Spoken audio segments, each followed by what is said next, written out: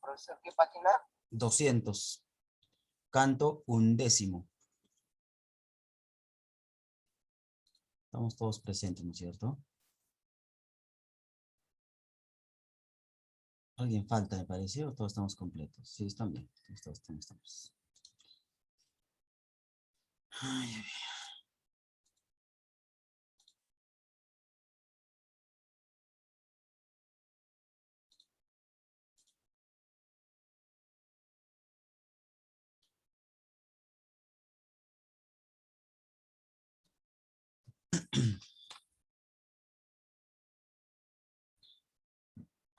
Listo, ¿ya están ahí? Todos.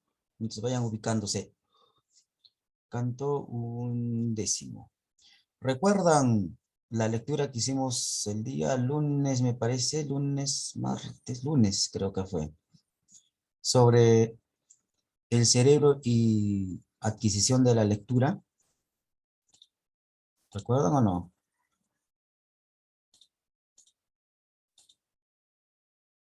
Hicimos una parte de esa lectura. Fue un artículo. ¿Alguien recuerda o no? Chicos. No, profe, yo no recuerdo. Era sobre por qué es importante leer. ¿Qué es lo que influye la lectura en nuestro cerebro? ¿Recuerdan? Le estaba explicando una y otra parte que al momento de leer, por ejemplo, el cerebro necesitaba más sangre y por eso hacía más esfuerzo. Irrigaba todo el cerebro. Y además habían partes específicas del cerebro, pero con ello no significaba que se iba a perder el lenguaje, pero algunos sí tenían zonas específicas, por ejemplo, el significado, que eran estas áreas de Broca y de Wernicke. ¿Recuerdan o no? Ya, para que recuerden un poco. Hasta donde leímos, porque todavía faltaba, ¿no es cierto? Nos estaba dando todo un recorrido de cómo se han hecho estos estudios del cerebro. Si la lectura influía en la morfología del cerebro. Yo les daba un ejemplo sobre la literatura de ficción, ya más o menos por los 70, 80, hablaban que si alguien se dedicaba solamente a estudiar al trabajo intelectual, su cerebro iba a crecer. Eso era la visión que se tenía en ese entonces. Por eso Ramón y Cajal hacen un estudio, un español hace un estudio. Es el padre de de las neurociencias, pues, ¿no? Y o hace el estudio sobre si repercute el, de tanto pensar, en conclusión de tanto pensar repercute en que el cerebro va a agrandarse. Por eso de ahí sí va a transformar su morfología, cosa que no. Si no, más adelante nos empiezan a ver más descubrimientos, porque él solamente estaba analizando cerebros ya post-morte, después de muerto. Otros analizaron a los animales, otros analizaron ya con la tecnología, se ayudó a hacer la tomografía, la magnetoencefalografía, la electroencefalografía. Ayuda en la actualidad. Entonces, podemos ver cuando una parte del cerebro está activado. A lo que voy, nos dice entonces que en la lectura lo mismo ocurre. En todo caso, hay parte de nuestro cerebro que todavía falta que se empieza a activar, vamos a ponerle ya, activar, hacer esas conexiones neurales. Por eso es que cada vez que nosotros leamos, y no solo leer, sino pensarlo, razonarlo, va a haber esa conexión neural que se llama sinapsis. Y va a quedar, pues ahora si vamos a dejar de leer, eso va a influir bastante porque se va de nuevo, vamos a retroceder a lo que se ha avanzado. Entonces, lo que se hace, lo que se recomienda es seguir la lectura. No depende de lo que ya quiera, al campo que ustedes también deseen, ¿no? No todos no todos estudian una rama en específico, se distribuye, ¿no? Uno se va, no sé, tal vez a ingenierías, tal vez a biomédicas, tal vez a sociales. Bueno, lo digo de esta forma de acuerdo a la división que hace en la UNSA, por ejemplo. ¿Listo? Pero de todas maneras, no por ello que supongamos, lo que va a ingeniería sobre todo, ¿no? Piensan que por irse a ingenierías no se lee. Uno de los cursos básicos, por ejemplo, es comprensión de textos o redacción. Después, filosofía. Eso van a llevar el primer año. Sin embargo, terminando sus estudios, tienen que hacer sus tesis de bachiller y necesariamente tienen que leer, claro, de su carrera. Y tienen que ahí saber redacción, que ya no les van a enseñar. Se supone que ya les enseñaron como clases base y para adelante ustedes van a empezar a leer. Y esa lectura va a permanecer con todo lo que ya les enseñaron, tanto en el colegio y tanto en los primeros años de la universidad. También filosofía, lo mismo tiene que ser, estudiar qué campos hay, porque uno es, por ejemplo, la ética profesional, que tiene que ver bastante con filosofía. Y eso no solamente es para ciertas carreras, es para todas las carreras. ¿Listo? Por eso se hacen lecturas, al menos durante el colegio, para que puedan ustedes poco a poco tener ese hábito y además de ello, tener poco a poco el conocimiento. Es un proceso. Recuerdan que en primaria se leía, por ejemplo, las fábulas. Después en secundaria, perdón, en primaria, sobre todo en primaria, los cuentos. Y no viene de por gusto, porque es también de acuerdo a su estructura. La estructura del cuento, ¿quién recuerda cómo es la estructura del cuento? Inicio, nudo y desenlace. Claro, ahí está, inicio, nudo, desenlace. Miren, esa estructura es básica. Si nosotros, en ensayo, es lo mismo, solo que cambian algunas palabras. Dice introducción, argumento, argumentación, o contenido, cuerpo, si desean, y al último conclusión. Pero, ¿qué sucede eh, con el ensayo? Como es algo más trabajado, más de investigación, tiene que tener algo más. Que no, bueno, esas tres estructuras es igual que el cuento. La diferencia es que el ensayo tiene bibliografía. Es un poquito más trabajo necesita. Es decir, que el que está escribiendo el ensayo se está sustentando con otro señor que ha estudiado, o con otro autor o autora, qué sé yo. Entonces, saca el libro y ahí está la bibliografía. Tal vez ustedes se hayan dado cuenta algunos libros cuando al último empieza a ver bibliografía. Es para que los que están leyendo el libro o ese ensayo o ese artículo científico vayan a ver también esos libros que este señor o este autor ha creado este ensayo libro. ¿Listo? A diferencia de los libros de literatura, es más abierto. Por eso es que no tienen autores, pues, ¿no? No tienen bibliografía. Además de ello, que en literatura se rompe el tiempo. En el caso, por ejemplo, de Dante Alighieri que estamos viendo, lo está haciendo como proceso. ¿Se dan cuenta cómo inicia? Bonito, como introducción. Después viene todo un contenido. Y al último otra vez termina, por ejemplo, con el infierno. Y otra vez empezamos con el purgatorio y así. Esa estructura, ese proceso, si nosotros, aparte de que lo internalicemos, tenemos que ser conscientes de todo ese proceso que sucede, porque al momento de hacer textos orales, sí la utilizamos, mas no en textos escritos. Es siempre un esfuerzo un poco más fuerte, más serio, al momento de hacer textos escritos, ¿ya? Eso tienen que tener presente, no porque sea así solo a una carrera específica de, no sé, tal vez Ingenierías, siempre pongo porque la mayoría piensa, ir a ingeniería ya no se va a leer. No, mentira, al contrario, se debería leer, no tanto, obviamente, como el de sociales o biomédicas, pero es para que es un complemento muy importante de la carrera. Solo ustedes conocen, porque han visto bastante, ¿no?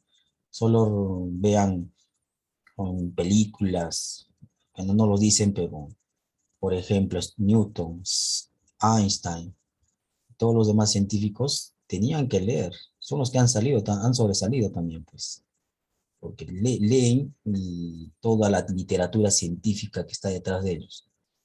Y ya pues con su habilidad, porque no todos somos iguales, con su habilidad hacen que reflote ese conocimiento. Y ahí tenemos, y varios también, ¿no? Varios casos. Muy bien, y justamente terminando este libro vamos a leer el de Stephen Hawking, que ya les había mostrado al inicio del curso. Que vamos terminando esto, leemos Stephen Hawking, que tiene que ver en este proceso que estamos viendo sobre la visión del universo. Cómo se tenía la visión del universo eh, cada etapa de la humanidad. Tenemos ahí, al inicio de la humanidad, los griegos, cómo visualizaban a Zeus. Estamos viendo a Zeus, más o menos es 3500 años antes de Cristo todavía. Conmemoraban. Hay otros dioses más antiguos, pero son los egipcios. Pero como nosotros hemos leído ese libro de la Teogonia, la Teogonia es pues, después ya más o menos 1000 años antes de Cristo. O sea, todo ese recorrido alguien tuvo que ponerlo en literatura. Y es su visión pues que han tenido. De igual forma, el de Dante Alighieri. Estamos hablando de la Edad Media, en historia, que ustedes están llevando de esa forma, en historia. Edad Media, el Medioevo, o la Edad Oscura, también conocida de esa forma, porque reprimía todo el conocimiento humano. El que se iba contra la iglesia, entonces, socatás, ¿no? Le hacían el favor de mandarlo al otro mundo. Entonces, de esa forma, estamos viendo ese proceso. Y al último vamos a ver, como le dije, el libro de la breve historia del tiempo. Muy bien. A ver, ¿quién empieza?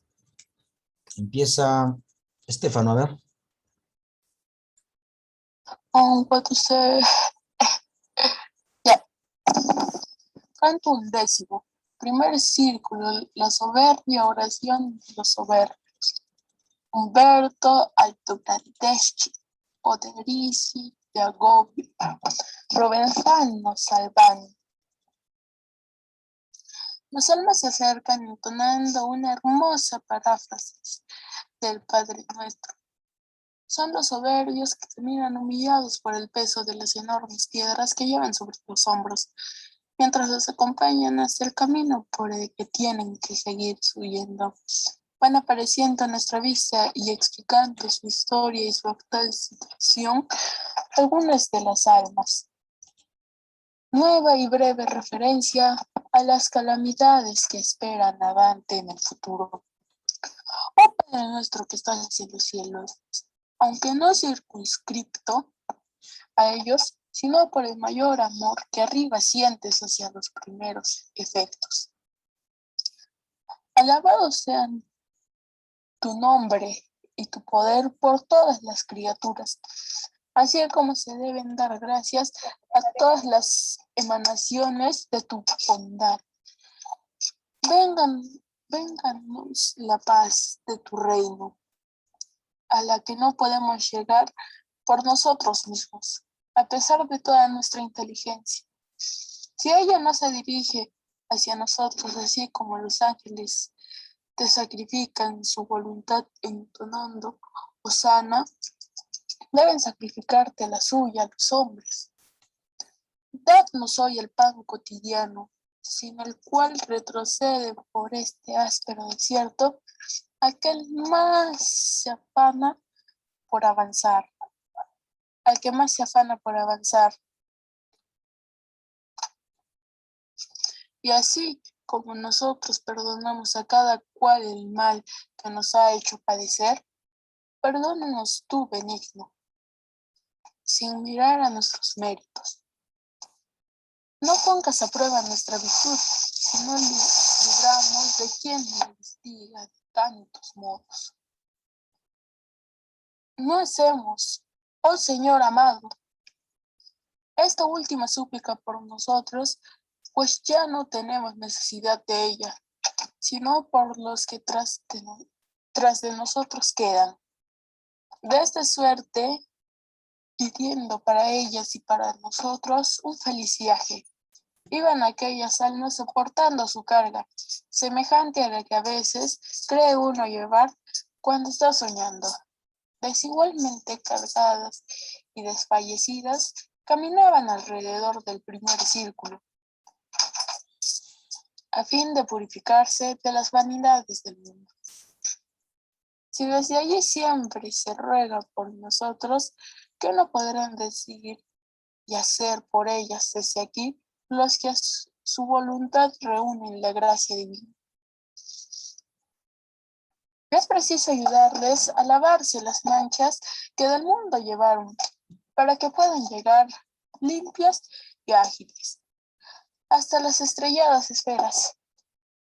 Ah, que la justicia y la piedad os alivien pronto de vuestro peso, de modo que podáis desplegar las alas y elevaros según vuestro deseo. Mostradnos por qué lado se va más pronto hacia la escala. Y si hay más de un camino, enseñadnos cuál es menos pendiente, pues este que viene conmigo es muy tardo en subir a causa de la carne de Adán, de que está revestido. No pudimos averiguar de quién procedían las palabras que respondieron a estas. ¿Qué había proferido aquel a quien yo seguía? Pero contestaron: venid con nosotros a mano derecha, por la orilla, y encontraréis un sendero por donde puede subir una persona viva. Y si no me lo impidiera este peñasco que doma mi soberbia cerviz y me obliga a llevar la cabeza baja, miraría a ese que vive aún y no se nombra, para ver si lo reconozco y para excitar su piedad por mi suplico. Yo fui latino, hijo de un gran toscano. Mi padre fue Guillermo Aldobrandeschi. No sé si habréis oído alguna vez su nombre.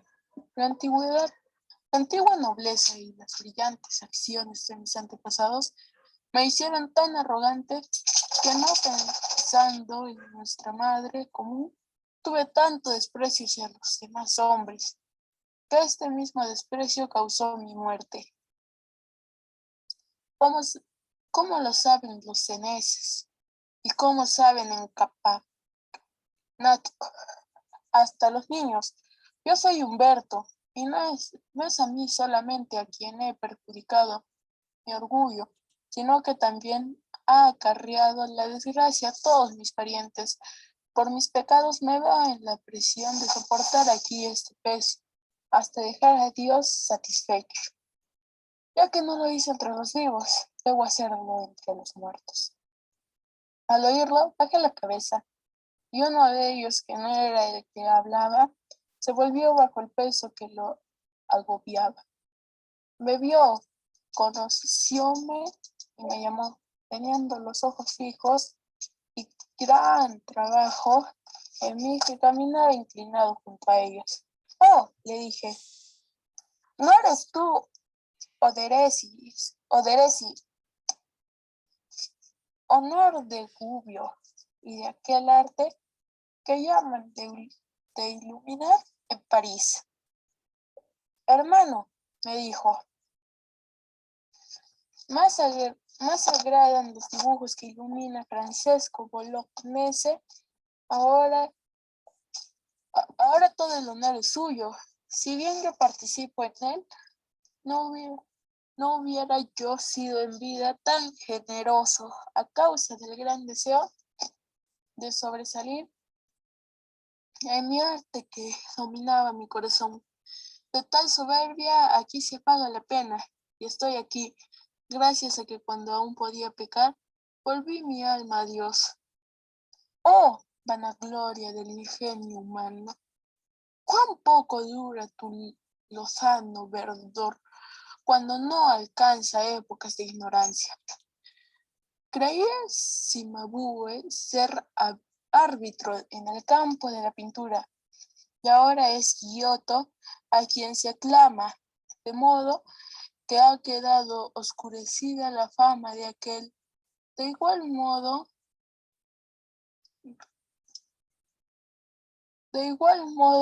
un Guido ha despojado a otro de la gloria de la lengua, y acaso ha nacido ya quien arroje a los dos de su nido.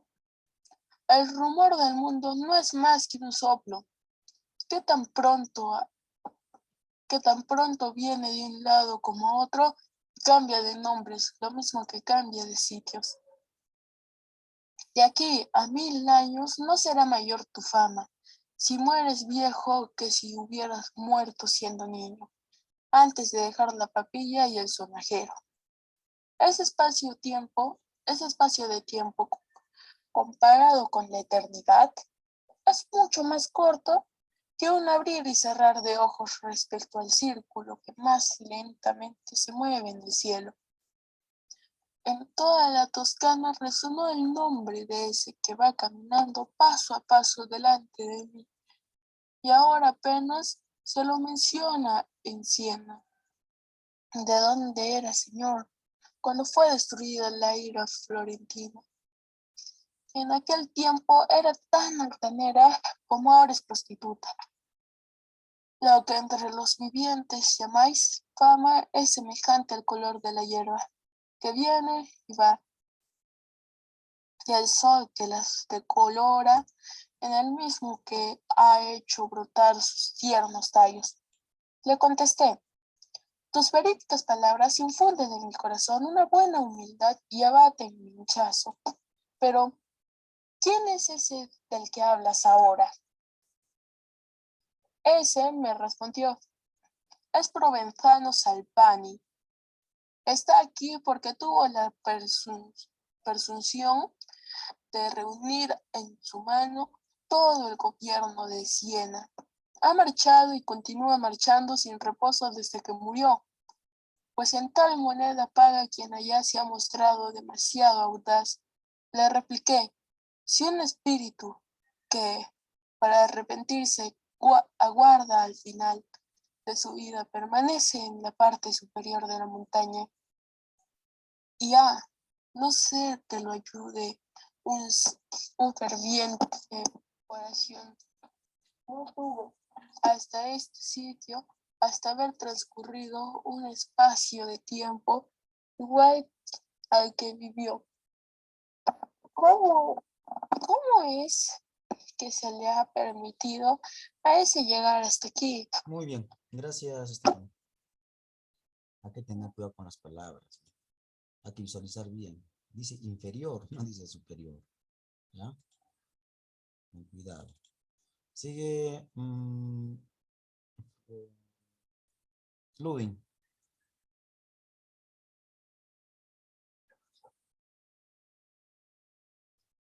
Cuando, ¿cómo cuando vivía en medio de su mayor gloria, dijo, se presentó en la plaza de Siena, deponiendo toda vanidad, y allí, para librar a un amigo suyo del cautiverio que sufría en la prisión de Carlos, se portó de modo que temblaban todas sus venas por la vergüenza. No te diré más. Sé que te hablo en términos oscuros, pero no transcurría mucho tiempo sin que tus conciudadanos obren de modo que permitirá penetrar el sentido de mis palabras. Esta acción le ha valido traspasar la puerta del purgatorio. Canto duodécimo, círculo primero. Soberbia, ejemplo de soberbia castigada el ángel de la humildad, ascenso al segundo círculo. Siguen avanzando, todavía en el primer círculo, por un camino cuyas losas están adornadas con relieves en los que se representan ejemplos de soberbia, sobre los que los dos viajeros van pisando, humillando así la soberbia, mezclado contrastes con los relieves que hemos contratado anteriormente, ejemplo de humildad, que estaban esculpidos en las paredes y que, por tanto, no eran pisados. Un ángel los conduce a la escalera por la que subirán a la siguiente cornisa, unidos como bueyes bajo el yugo. Íbamos aquella alma cargada y yo, mientras lo permitió mi amado pedagogo, pero cuando dijo, déjalo y sigue, y aquí conviene que cada cual de cuanto impulso pueda a su barca con la vela y con los remos, erguí mi cuerpo como debe andar el hombre. Por más que mis pensamientos continuaran siendo humildes y sencillos, ya estaba yo en marcha, siguiendo gustoso los pasos de mi maestro, y ambos hacíamos alarde de nuestra agilidad, cuando él me dijo, mira abajo, pues para que sea menos penoso el camino te convendrá ver el suelo en que se asientan plantas, del modo que las sepulturas tienen esculpido en signo emblemático lo que fueron los muertos enterrados en ellas, para perpetuar su memoria, por lo cual muchas veces arrancan lágrimas allí el aguijón del recuerdo que solo pulsa a, la, a las almas piadosas que de igual suerte, pero con más propiedad y perfecto artificio, vi yo cubierto de figuras todo el suelo de aquella vía que avanza fuera del monte. Veía, por una parte, a aquel que fue creado más noble que las demás criaturas, cayendo desde el cielo como un rayo. Veía como en otro lado de Briareo, herido por el dardo celestial, yaciendo en el suelo y oprimiéndolo con el peso de su helado cuerpo. Bebía en el timbreo a Palas y a Marte, armados aún y en derredor de su padre, contemplando los esparcidos miembros de los gigantes. Veía a Nemrod al pie de su gran obra, mirando con los ojos extraviados a los que fueron a cenar, soberbios como él. Oh Niobe, con cuán desoladas ojos te vi representada en aquel camino entre tus 7 hijos exanimes, Exánimes. Oh Saúl, como te me aparecías allí, atravesado por tu propia espada, muerto en Gelboe, que desde entonces no volví a recibir la lluvia ni el rocío, con igual evidencia que veía. Oh loca Adaj, yo medio convertida en araña y triste sobre los rotos pedazos de la obra que labraste por desgracia tuya. Oh Roboam, allí no estabas ya representado con aspecto amenazador, sino lleno de espanto y yendo en tu carro, antes de que otros te expulsen de tu reino. Mostrábase, además, en aquel duro pavimento de que modo Almeón hizo pagar pecado a su madre el desastroso adorno, como los hijos que Sennacherib que se arrojan sobre su padre dentro del templo, dejándolo allí muerto. La destrucción y el cruel estrago de que hizo Tomiris, cuando dijo a Ciro: ¿tuviste sed de sangre? Pues bien, yo te harto de ella. Y también vi la derrota de los asirios,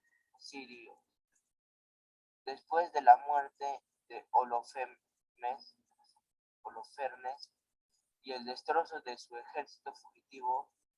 Veíase a Troya convertida en ceniza y ruinas, oh Ilión, cuando abatida y despreciable te representaba la escultura de aquí se distinguía.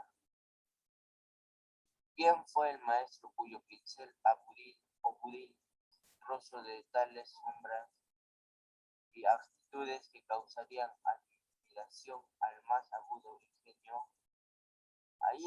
Allí los muertos parecían los vivos, realmente vivos. El que presenció los hechos no vio mejor que yo la verdad de las escenas que fui pisando mientras caminaba inclinado. Así pues, hijo de Eva, ensoberbeceos, marchad con la mirada altiva, y no inclinéis el rostro de modo que no podáis verlo en el mal sendero. Habíamos dado ya una gran vuelta por el monte, y el sol está mucho más adelantado en su camino de lo que nuestro absorto espíritu creyera, cuando aquel que siempre andaba cuidadoso empezó a decir: levanta la cabeza, no es tiempo de ir tan pensativo, que allí un ángel que se prepara a venir hacia nosotros, y ve también que se retira del servicio del día de la sexta esclava. Reviste la reverencia en tu rostro y tu actitud, a fin de que te plazca conducirnos más arriba. Piensa en que este día no volverá jamás a lucir. Estaba yo tan acostumbrado por sus amonestaciones a no desperdiciar el tiempo, que su lenguaje con respecto a este punto no podía parecerme oscuro. La hermosa criatura venía a nuestra dirección, vestida de blanco y centellado su rostro como la estrella matutina. Abrió los brazos y después las alas, diciendo: venid, cerca de aquí están las gradas, pues puede subirse fácilmente por ellas, que pocos acuden a esta invitación. Oh raza humana nacida para remontar el vuelo, ¿por qué el menor soplo de viento te hace caer? Muy bien. Gracias, Ludy. Sigue Sebastián.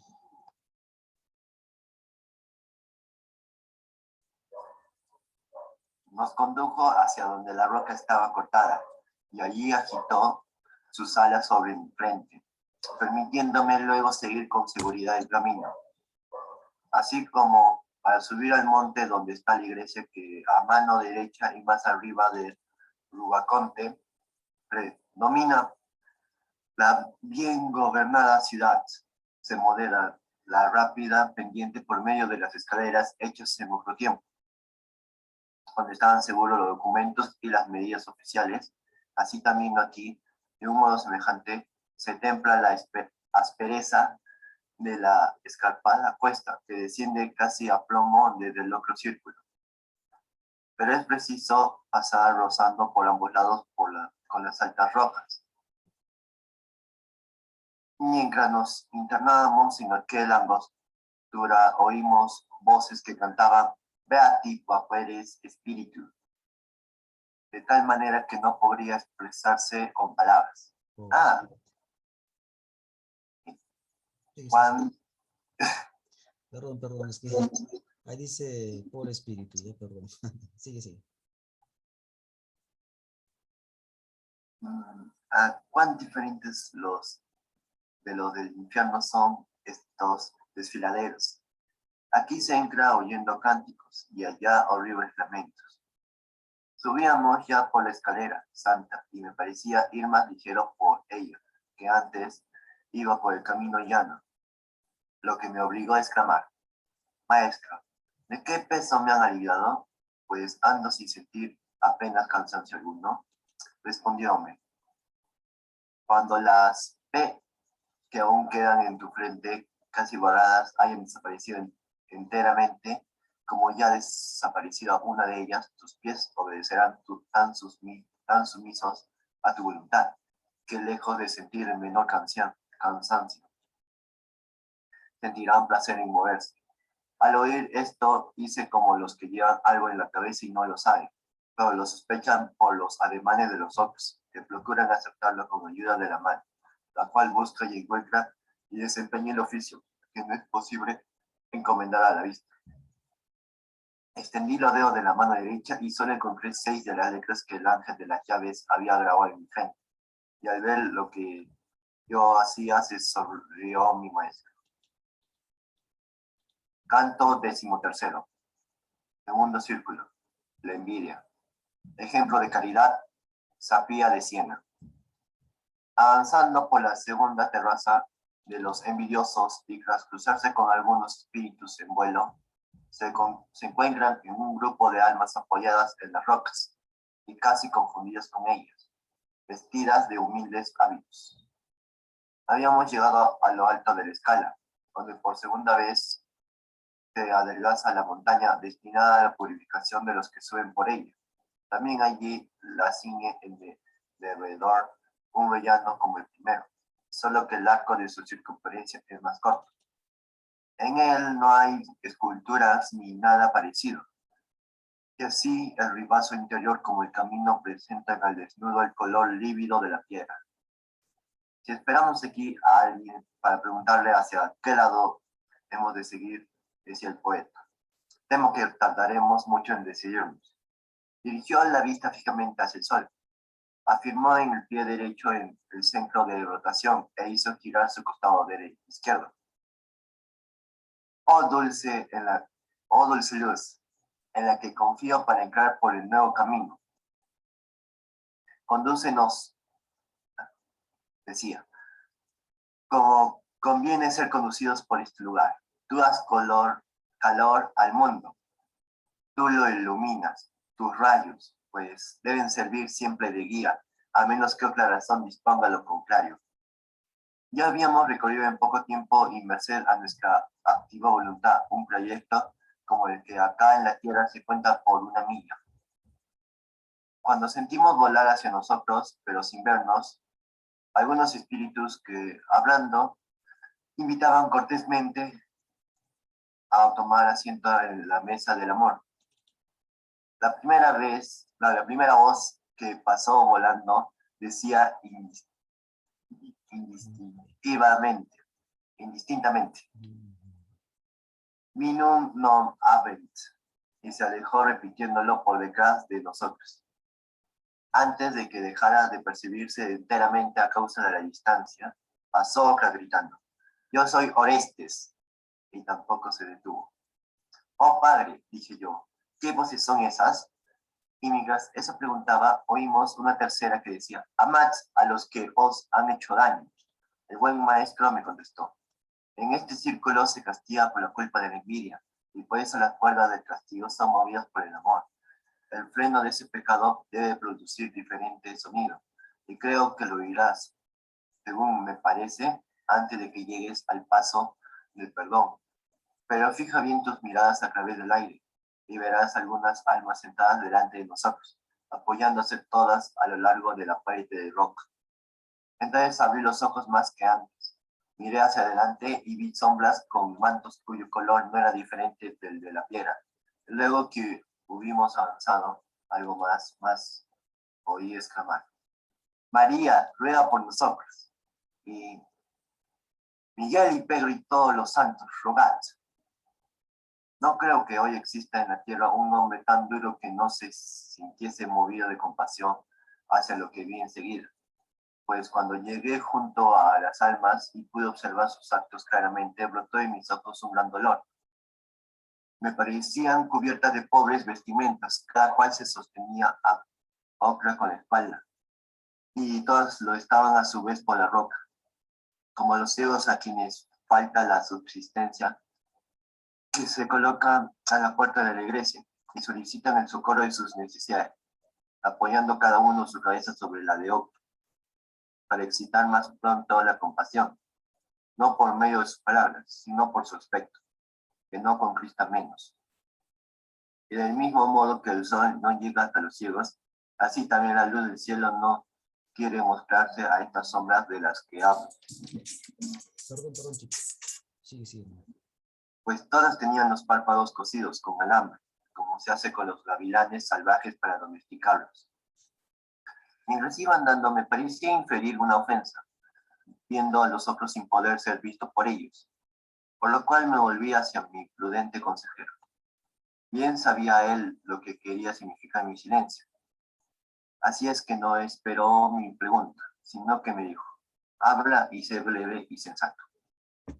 Virgilio caminaba a mi lado por aquella parte de la calzada, desde donde se podía caer, pues no estaba resguardado por ningún proyectil.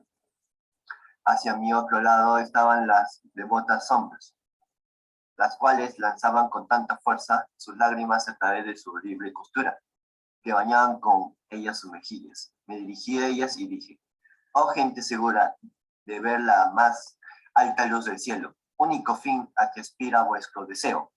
Así la gracia disipe pronto las impurezas de vuestra conciencia, de tal suerte que fluya por ella puro y claro el río de vuestra mente. Decidme lo que me será muy dulce y grato, si entre vosotras hay algún alma que sea latina a quien quizá podrá hacerle útil que yo la conozca. Oh hermano mío, todas nosotras almas somos ciudadanas de esta única y verdadera ciudad. Pero tú querrás decir si hay alguna que en vida haya peregrinado por Italia. Estas palabras creí percibir en respuesta a las mías, pronunciadas algo más adelante del sitio en que me encontraba, por lo cual me hice oír de nuevo un poco más allá. Entre las demás sombras vi una que parecía estar a la expectativa. Y si alguien se pregunta cómo podía insinuarse, le diré que levantando en alto la cabeza, como hacen los ciegos. Espíritu, le dije, si eres aquel que me ha respondido, darme cuenta de tu país y de tu nombre. Yo fui Cenesa, respondió, y estoy aquí con estos ojos purificando mi vida culpable y suplicando con lágrimas a aquel que debe concedernos que lo veamos.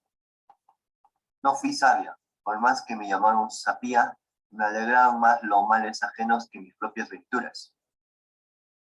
¿Y por qué no creas que te engaño? Oye, si fui tan necia como ahora te digo, descendía ya por la pendiente de mis años cuando mis conciudadanos se encontraron cerca del colle a la vista de sus adversarios, y yo rogaba a Dios lo mismo que él quería. Fueron destrozados y reducidos en aquel sitio, al paso amargo de la fuga, y al ver aquella casa tuve tal contento que ningún otro podría igualársele. Mientras tanto, elevaba al cielo mi atrevida faz, gritando a Dios: ahora ya no te temo, como hizo el mirlo engañado en el invierno por algunos días apacibles. Hacia el fin de mi vida hice reconciliarme con Dios, y aún no habría comenzado a pagar mi deuda por medio de la penitencia si no me hubiera tenido presente en sus oraciones. Pedro Petinagno, que se apiadó de mí movido por su caridad. Pero, ¿quién eres tú que vas informándote de esta suerte de nuestra condición, con los ojos libres, según creo, y que hablas respirando? Muy bien, gracias, Sebastián. Sigue Randy. Profe, estaba haciendo la lectura y de repente mi mamá vino. Entonces ella pensó que estaba viendo otra cosa y apretó y me salí el PDF. Ya estamos en la página 208. Está ahí en mi pantalla. Está bien. 208. Donde dice, es el párrafo. También ella Ah, también sigue, está bien. estarán mis ojos cosidos ahí, aquí, le dije, pero por poco tiempo, pues el delito que cometí mirando con ellos envidiosamente ha sido pequeño, mucho más miedo infundible a mi alma, castigo de la soberbia que se purga aquí abajo, pues ya haciendo gravitar sobre mis hombros el peso que van cargados los que allí están. Ella me preguntó: ¿quién te ha conducido? Pues aquí arriba entre nosotros, si quieres volver abajo, contesta. Ese que está conmigo y no pronunciaba palabra.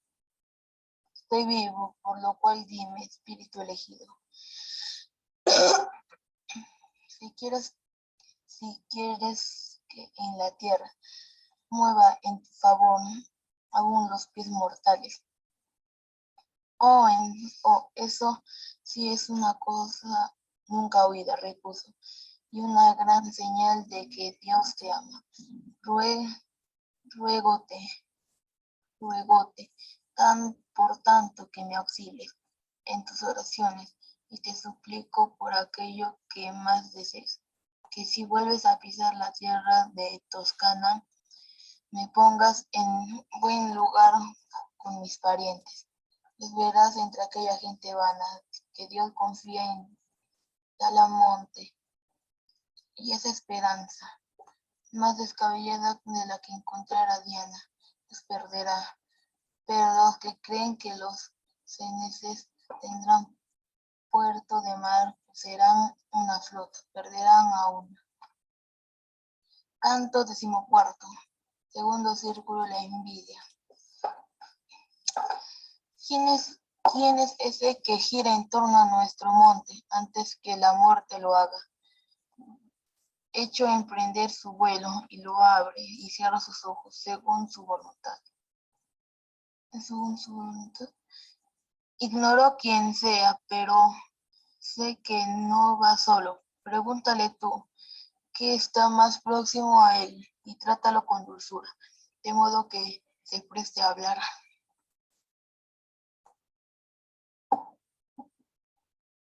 Así razonaba a mi derecha, dos espíritus apoyando uno contra otro.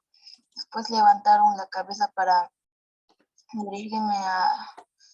dirigirme la palabra, y uno de ellos dijo: oh alma que, encerrada aún en tu cuerpo, te encaminas hacia el cielo, consuéltanos con claridad, y dinos de dónde vienes, quién eres, pues la gracia de Dios que de Dios nos ha recibido nos causa el asombro que produce una cosa que no ha existido jamás. Yo le contesté: por medio de la Toscana serpentea un riachuelo que nace en Falterona, y a que no le basta 100 millas el curso a la orilla. De ese río he recibido mi persona. Deciros quién soy yo sería hablar en vano, porque mi nombre aún no es conocido. Si he penetrado bien tu entendimiento con el mío, me respondió que me había preguntado, hablas el Arno y el otro el rico. ¿Por qué ocultas el nombre de aquel rico? ¿Cómo se hace con una cosa tan horrible? En la sombra a quien le preguntaban esto respondió como debía, no lo sé, pero es muy digno desaparecer el nombre de tal valle, porque desde su origen donde la alpestre cordillera de que está desprendido del peloro, es tan copiosa de aguas que en los pocos sitios lo sería más.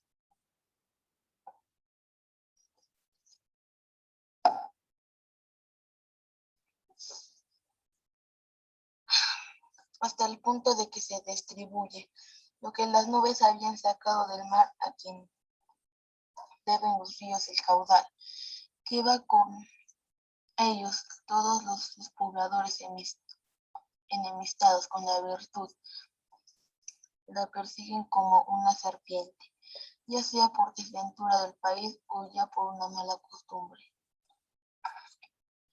que los arrastra, por lo cual tienen los habitantes que hacer miserio valle, aquel misero valle, tan pervertida su naturaleza que parece que Circe los haya apacentado.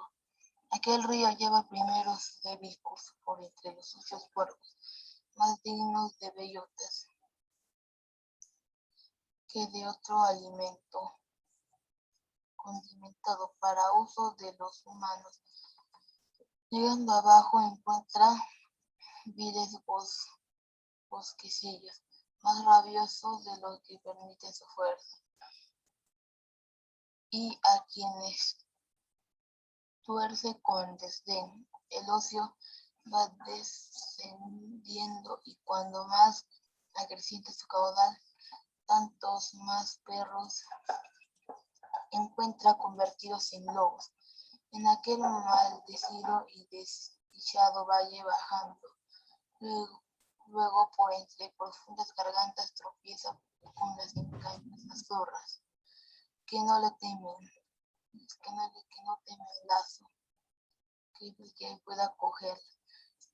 No he de dejar de decirlo, aunque haya alguien que me oiga, y le convendrá ese con tal de que se acuerde de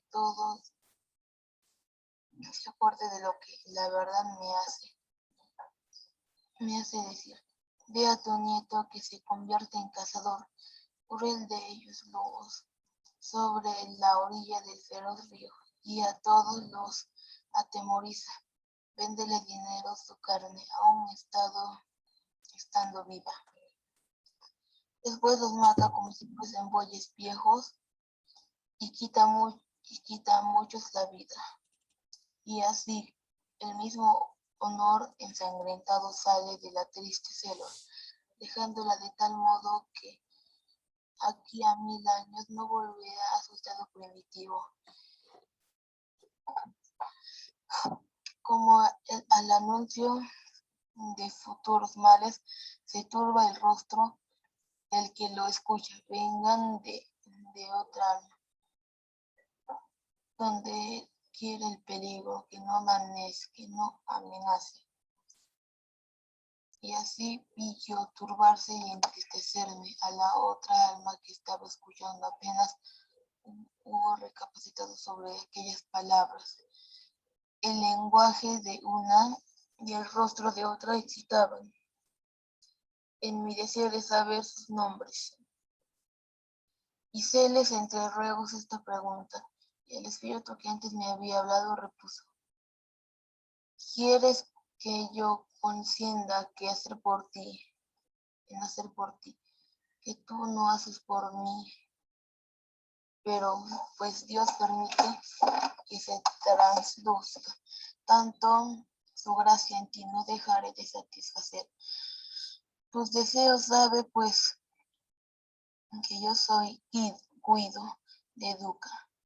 De tal modo abrazó la envidia mi sangre, que cuando veía un hombre feliz hubiera podido contemplar la lividez de mi rostro.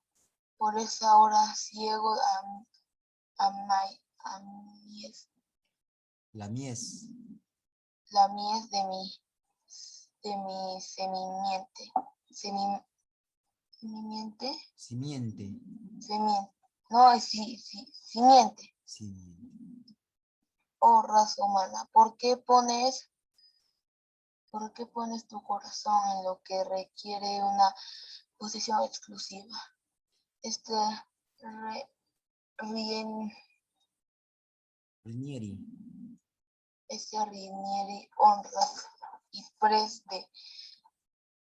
de la casa de Calvoli, la cual no ha tenido después ningún heredero de sus virtudes. Y no solo en su tienda, la que entre el Po y los montes del mar y el Reno se encuentra hoy despojada de los bienes de entrar a la que entrañaban la verdad y subliman el ánimo, pues dentro de estos límites todo el terreno está cubierto de plantas venenosas, de tal modo que tarde podría ponerse un cultivo, donde están el buen licio y la Enrique Marano.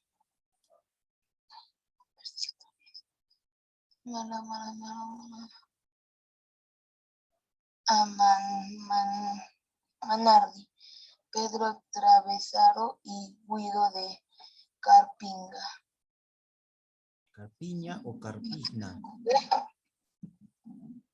De Carpigna, oh Romanolos, raza bastardeada, cuando nacerá en Bolonia un nuevo Fabro,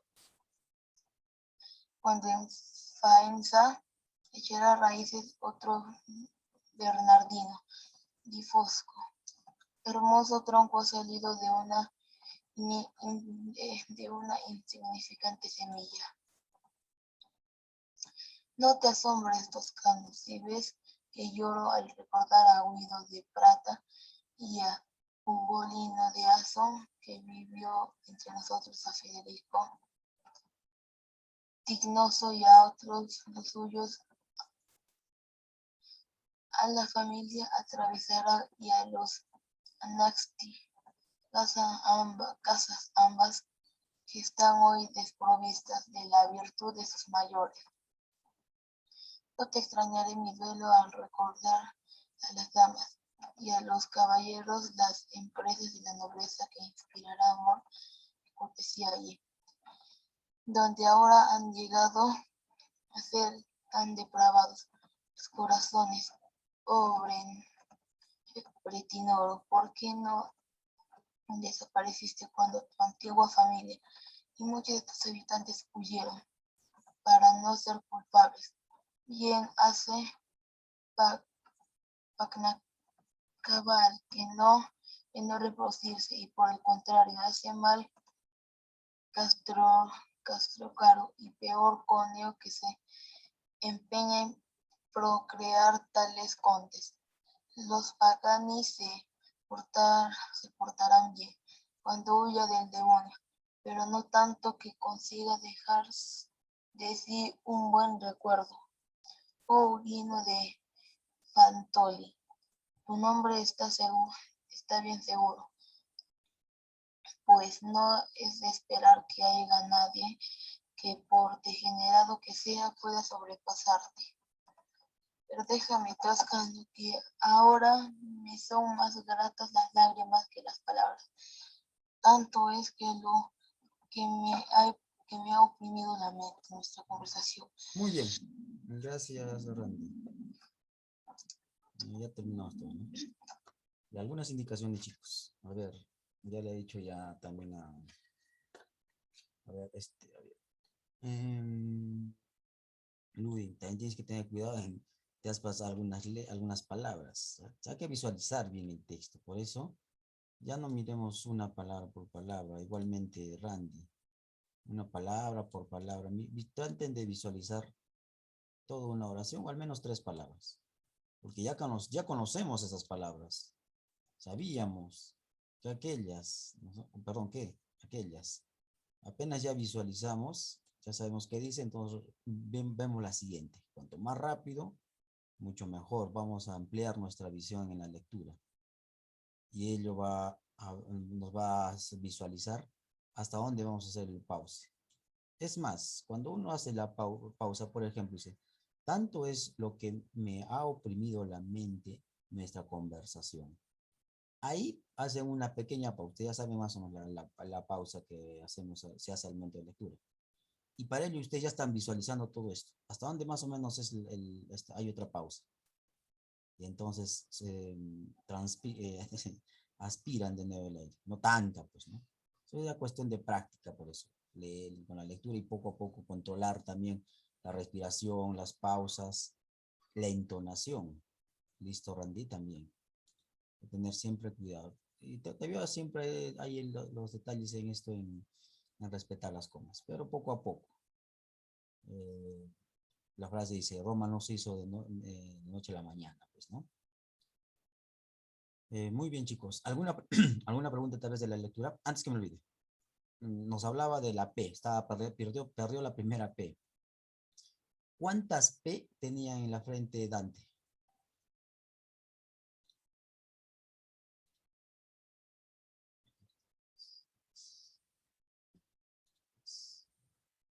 Creo que una. ¿Una? No, pues si una P ya perdió, en esta lectura que hemos leído, perdió una P. Y faltaba, no puede ser una, no le quedaría nada. ¿Recuerdan que les dije sobre el número que consideraban perfecto? ¿Qué número era? 7. 7. Claro, es 7 P's tenía en la frente. Entonces, este número 7,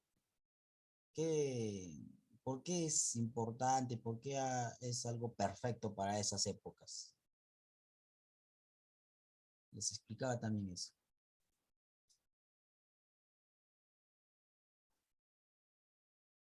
Porque se juntó con lo físico y espiritual. Exacto. En nuestro caso sería lo material con lo ideal, con lo espiritual, pues, ¿no? Materia, que es los 4 elementos que postulaban los griegos. Los griegos que postulaban los griegos materialistas, también, porque ahí habían